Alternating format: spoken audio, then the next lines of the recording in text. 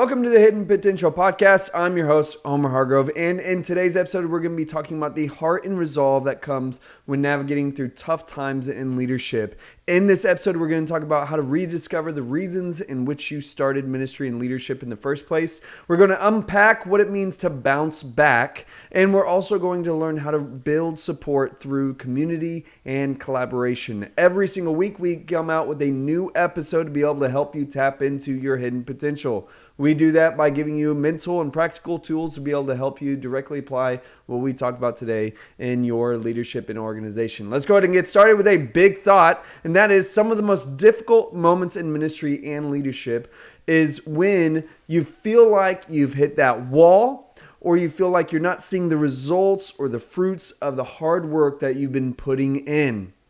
It may come in different forms, like it might be when you've been working at whatever it is for a long time and you now feel like you're just beating your head against the wall and you're not seeing any kind of results. Or maybe you started out and you started seeing some growth, but now that you're seeing the growth and fruit of what you've been praying for and working for. But then all of a sudden, as if it was from one day to the next, it seems like everything just stops and it feels like all of the growth just disappeared. Whatever the details, going through those tough times can make a lot of great leaders want to quit.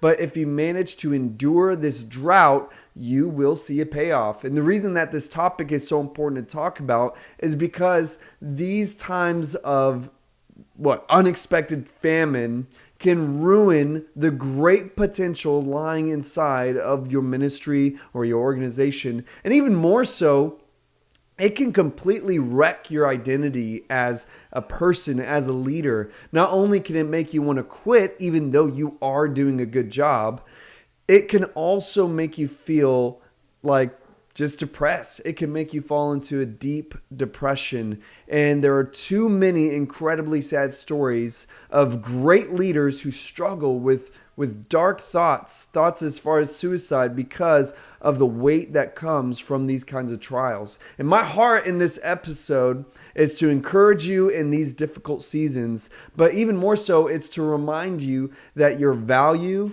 and your worth is not summed up by the current state of your ministry or your organization. Your potential, your purpose, and your life is so much greater than what you may be seeing in front of you right now. Don't give up. Let's get started with our first point, and that is the first thing you have to do is rediscover your why.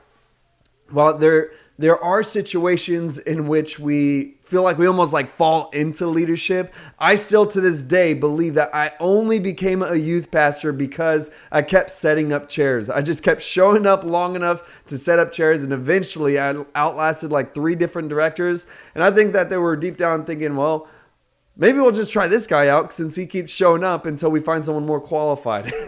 It can feel like that in leadership sometimes, but there's typically a reason of why that draws you into becoming a leader. And it's that why that inspired you, that reason that inspired you and made you feel passionate enough to step into a place of weighted responsibility. The minute that you become a leader is the minute that you take on this weight of responsibility.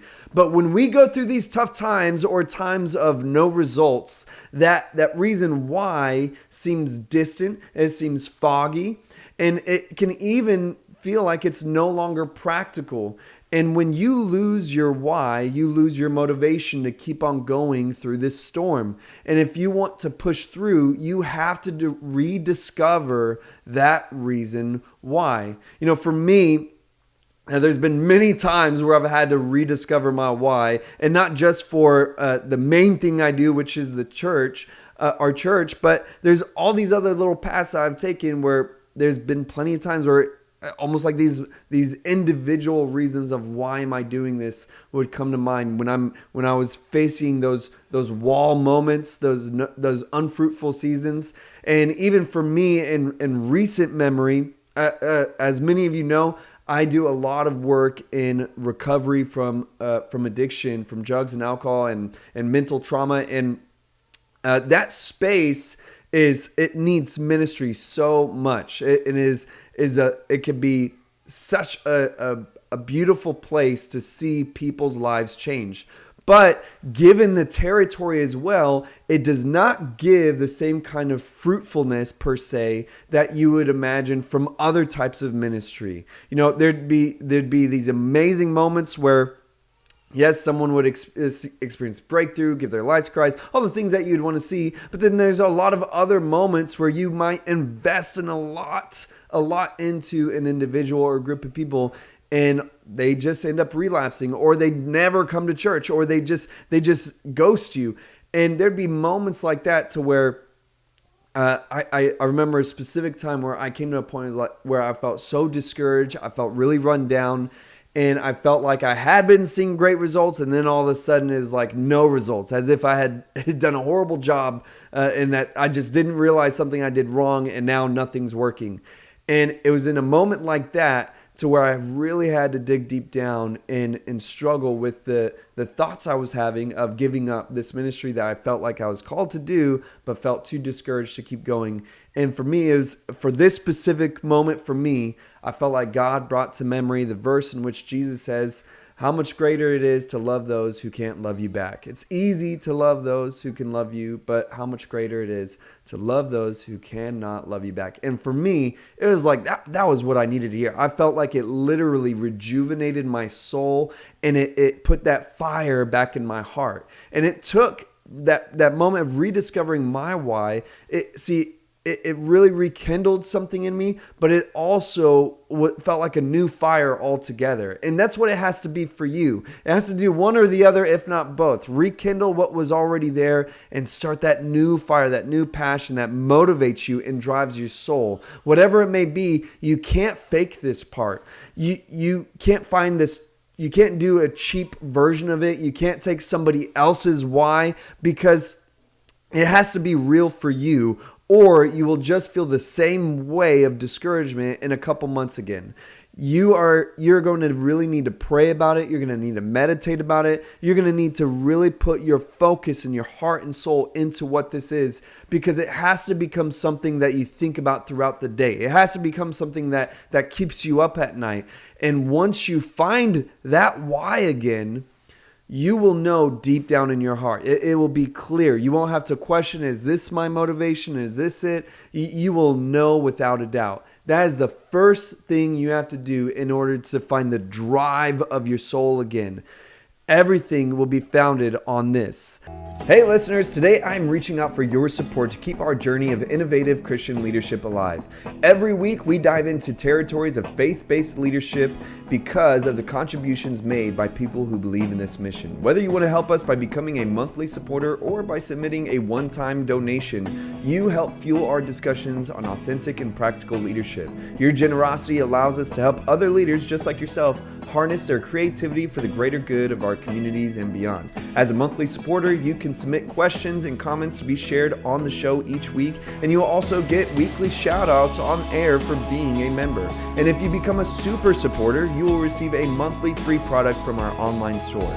To support us, please visit homerhargrove.com and look for the support section. It's quick, it's easy, and every bit of it helps us to make greater impact to Christian leadership. Thank you for being a part of our mission. Now, let's get back to today's episode.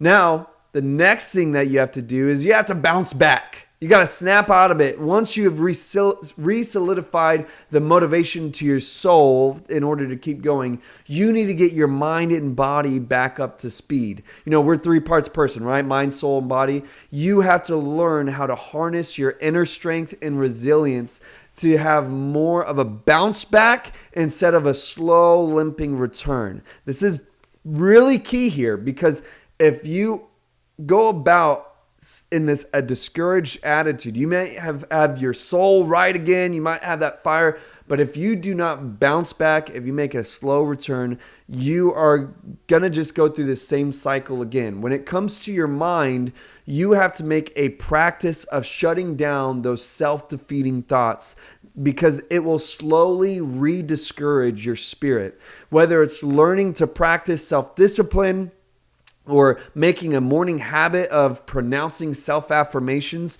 you have to learn how to control your thoughts. And it takes a discipline, because I think the biggest thing when it comes to self-defeating thoughts is your heart could be right, but your mind is still talking trash to you. And it takes energy and work to not let those thoughts slip down into your heart. And for me, when it comes to practicing that kind of discipline, I've said it before, is that discipline really bleeds over in all areas of your life. If you're disciplined in one area, it will bleed over to other areas of your life. And having a type of morning routine, I think, is pivotal in being able to help train your mind to follow this drive of your soul.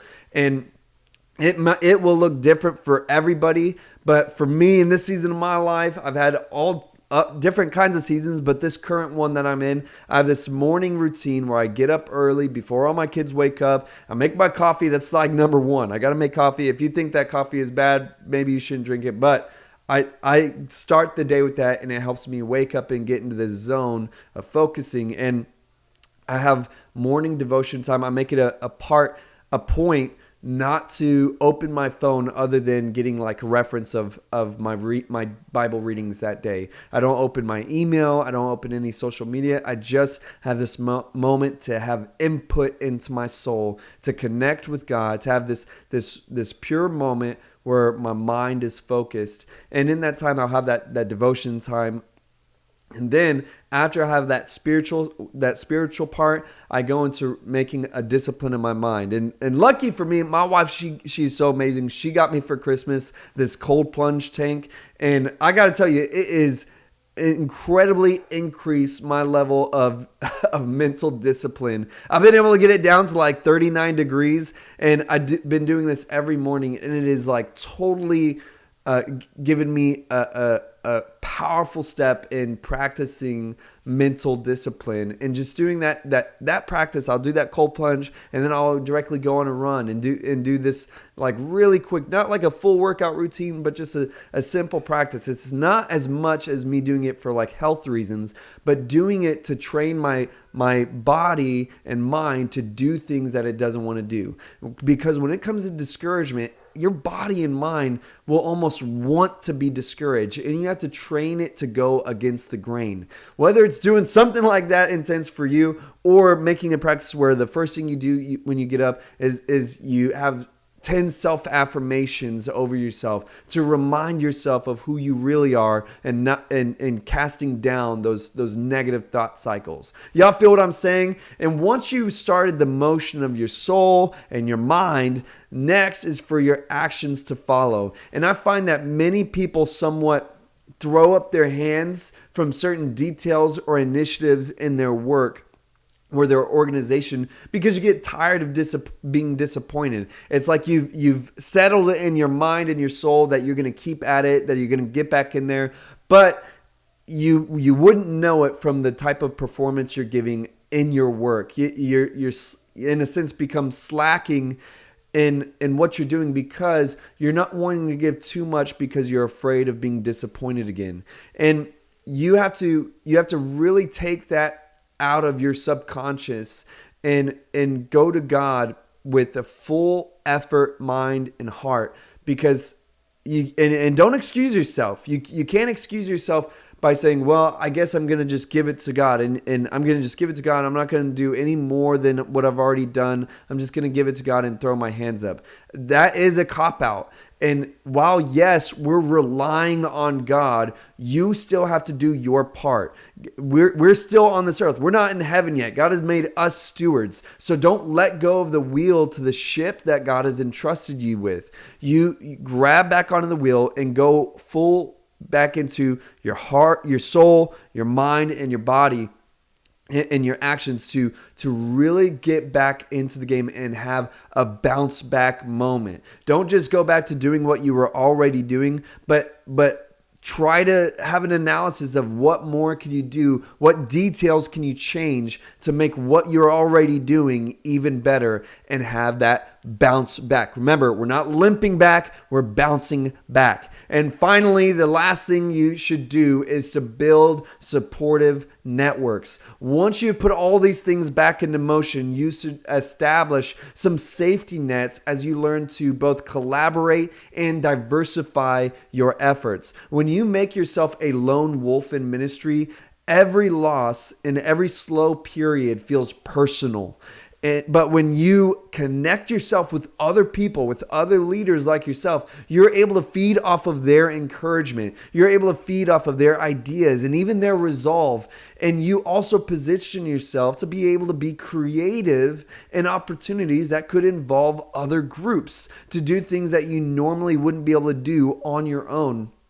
And you're able to find these wins to celebrate outside of the areas you're hitting your walls with. You end up getting these refreshed moments during these in-between times as you feel like you are still winning, even though you feel like you're still hitting that wall in the other area. Y'all dig what I'm saying? Like, again, as an example, I do not just do my church, but I do other ministries as well. I have recovery is a big part. This podcast is a big part. I have these other things that I have diversified my efforts to where I'm not taking away what I do with the church, but I've become collaborative in my efforts to where maybe a Sunday service or maybe the church feels slower, I'm hitting a wall, but I'm still winning in this other area. I'm still winning at the recovery center. Or maybe that's real slow and I'm winning in another area. You know, it's like you're getting this sense of accomplishment, like you're making a difference from this diversified effect to where you're not taking away from the main thing,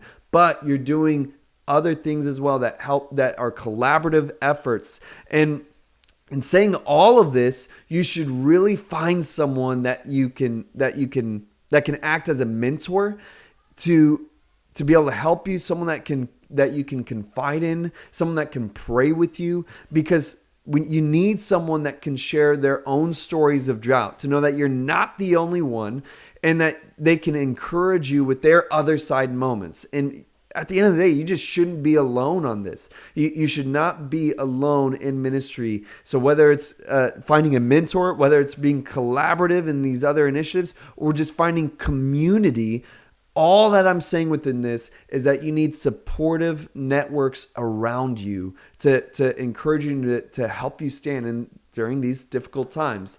Now, let's end with 3 takeaways. Number 1, define what your original why was when you started and ask yourself if it's the same now. Then establish what your current why motivation is, write it down and hang it somewhere that you will consistently see. Number 2, write down whatever self-defeating thoughts have been replaying in your head and label them as lies. Then write down what you believe or are hoping for to happen in comparison to them. You're writing down the lie, exposing it, and then you're writing down what the hope and the truth is. Number 3, examine your current network and reach out to groups or people to meet with in order to have conversations about growth and collaboration. That being said, I hope that today was meaningful for your life. I hope that was edifying to your leadership. Could you do me a favor? Could you leave a rating and review for this podcast? It really helped me out and help others be able to see this show in their feed. Until next time, have a great life.